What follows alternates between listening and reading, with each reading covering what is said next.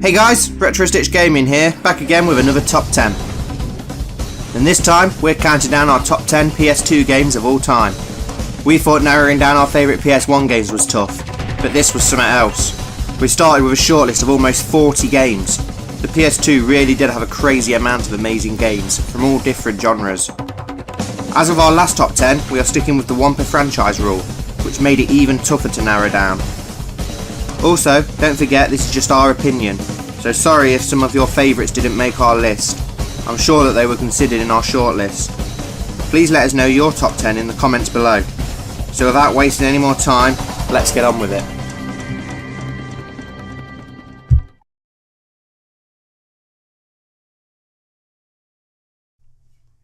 In at number 10 we have The Simpsons Hit and Run. Developed by Radical Entertainment, Hit and Run was released in September 2003.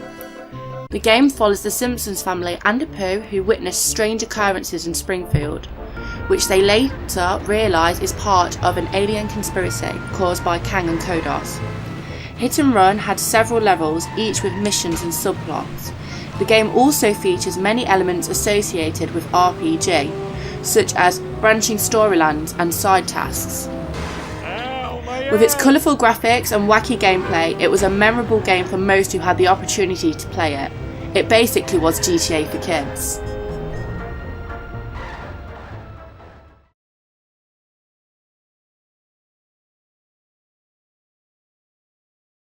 In at number 9 we have Tomb Raider Legend. Tomb Raider is controlled from a third-person perspective. The story sees protagonist Lara Croft on yet another quest, this time to find the mythical sword Excalibur, whilst racing across the world against former friend Amanda Everett. Gameplay features Lara navigating linear levels, fighting enemies and solving environmental puzzles to progress. The game was revitalised after the unsuccessful Angel of Darkness installment in the franchise. With a good story and great cinematics, and fun and exhilarating gameplay, Tomb Raider Legend had to earn a place in our top 10.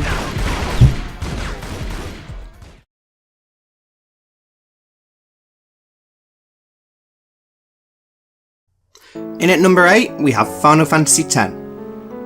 Final Fantasy X was the first in the series to come out on the PlayStation 2. It was also the first in the series to feature voice acting. It uses a new levelling system known as the Sphere Grid. It's set in the fantasy world of Spira, which took a lot of influence from the South Pacific. The story revolves around the group of characters helping one of the party members, Yuna, on her pilgrimage to destroy Sin, the game's main antagonist. It was the first Final Fantasy to get a direct sequel in Final Fantasy X-2. It's an epic game, which I love, but there are several Final Fantasy games I'd put before this game. Also, you can get a HD remaster on the PS4.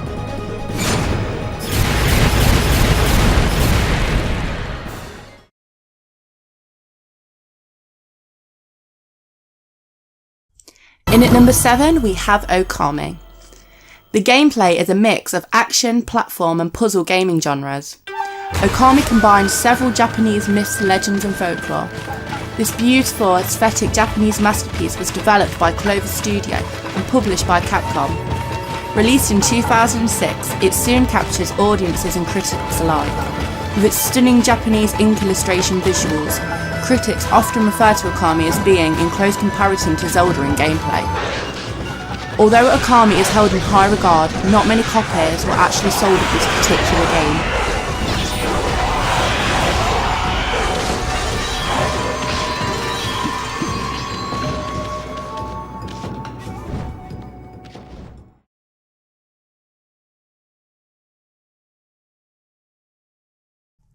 In at number 6 we have a true masterpiece, Shadow of the Colossus.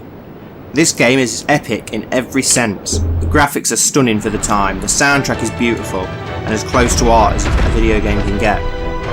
In Shadow of the Colossus, you play Wanda, who enters a forbidden land in an attempt to restore life to a girl named Mono. In order to do this, you must find and kill 16 Colossi. The game has no towns or people to interact with, just the Colossi, who basically act like 16 big boss fights one after the other, which are all unique in their own way, with different ways to be defeated. It also got a remaster on the PS3 and now the PS4, which shows just how high in regard this game is held. It's a must-play game for everyone.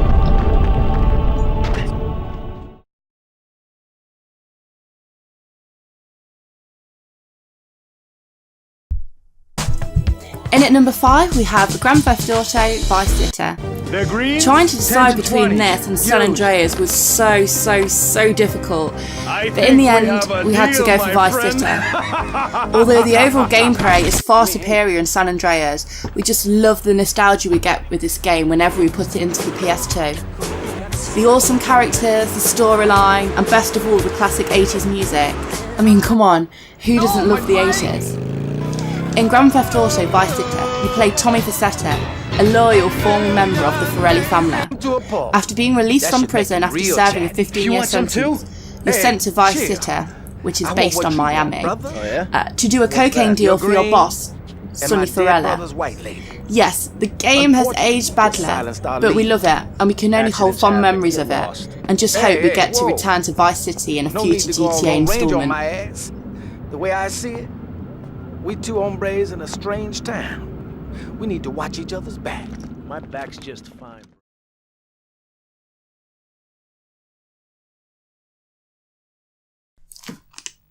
In at number 4, we have Silent Hill 2. I'm disappointed not to be able to put this higher, but that just goes to show how many amazing games this console had. Silent Hill 2 is one of the best survival horror games ever made. It is truly terrifying. In this game, you play as James Sunderland, who's come to Silent Hill after receiving a letter from his dead wife, saying that she is waiting for him there. It is not a direct sequel to the first game. This game is so creepy and really messes with your head. And who can forget Pyramid Head, one of the scariest and most memorable game monsters ever made.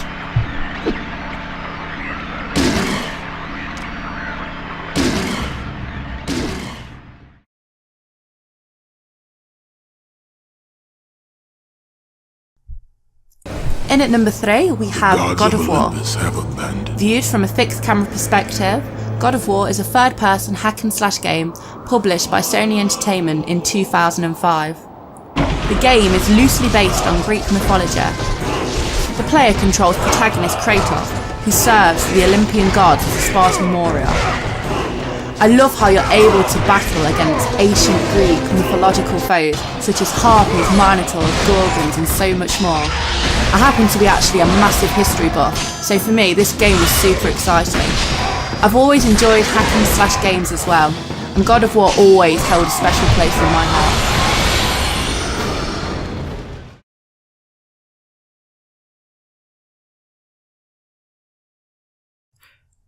In at number 2, we have Resident Evil 4. In Resident Evil 4, Leon Kennedy, the hero from 2, returns. He is sent on a mission to rural Europe to find the president's kidnapped daughter, who has been taken by a mysterious cult.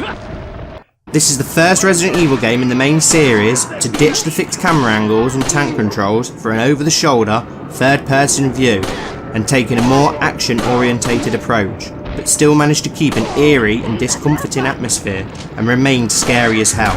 I mean, who could forget the first encounter with the crazy chainsaw-wielding villagers? Although I absolutely love this game, I can't help but be disappointed at what the success of this game did to the direction Capcom took with the franchise, as they scrapped the survival horror gameplay for cheap action in the games to follow. But thankfully, with RE7 and now with the Resident Evil 2 remake on the way, they finally seem to be back on track, as they have gone back to their roots, which is what the majority of us Resident Evil fans want. And oh yeah, one more thing, who could forget this amazing guy?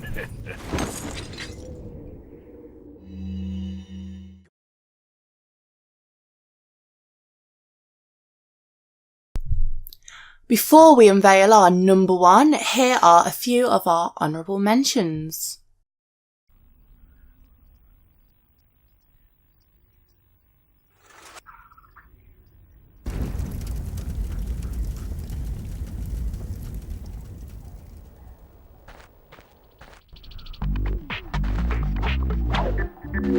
Welcome to the Gadgetron Help Desk. We are here to offer you advice during...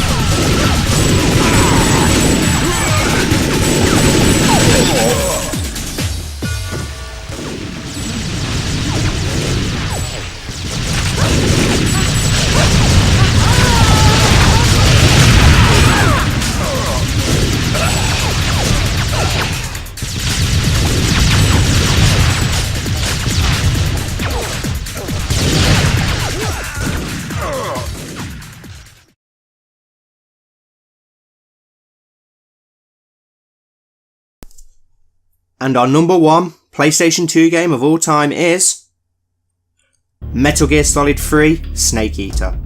Where to even start with this truly amazing game? The game was once again written and directed by the genius Hideo Kojima. It is a prequel to the previous games, being set 30 years before the original game in 1964 during the Cold War. The game introduces many new features such as camouflage, which you can change at any point of the game to give you the best chance of remaining hidden. The game also keeps track of injuries, which affect your overall life bar if left untreated. You also have a stamina gauge, which you must maintain by hunting animals and eating food throughout the game. You play Naked Snake, known as Big Boss in subsequent games. The game has brilliant villains in Colonel Volgan, the Boss, your former mentor, and the Cobra unit. A young Ocelot also appears. We will fight with you once more. Welcome back, Boss. This is one of my all-time favourite games, which I still play every couple of years or so. It still holds up really well, and you can also get a HD remaster on the PlayStation 3 and Xbox 360. It's a must-play game for any Metal Gear fan. And who can forget the epic opening theme, in my opinion one of the best ever, which wouldn't be out of place in a Bond film. What a thrill, with darkness and silence through the night. What a thrill. And there we have it, our top 10 PS2 games of all time. We hope you enjoyed. Don't forget to like and subscribe for more similar content. You can also follow us on Instagram at retrostitchgaming. Thank you so much for watching, and we'll see you next time.